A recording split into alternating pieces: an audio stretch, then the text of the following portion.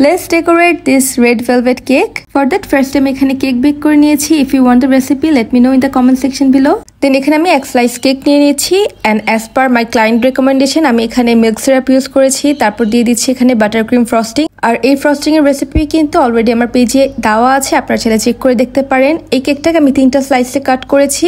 আমি প্রত্যেকটা স্লাইসে একই প্রসেস রিপিট করছি. এখানে আমি পাইপিং ব্যাগের সাহায্যে ক্রিমটাকে দিয়ে দিচ্ছি, এতে ক্রিমটা খুব সুন্দরভাবে স্প্রেড করা যাবে.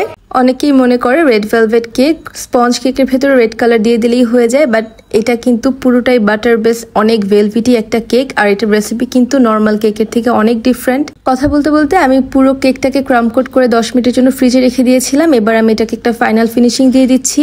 ইউজুয়ালি রেড ভেলভেটের ডেকোরেশন একটু সিম্পল হয়, এই কেকটা ডেকোরেশনও খুব সিম্পল ছিল. আমি চারদিকে জাস্ট কেকের ক্রামটাকে অ্যাড করে দিয়েছি, এন্ড দ্যাটস ইট. আমার কেকটা কিন্তু একদম রেডি. লেট মি নো কেমন হয়েছে. Thank you for watching.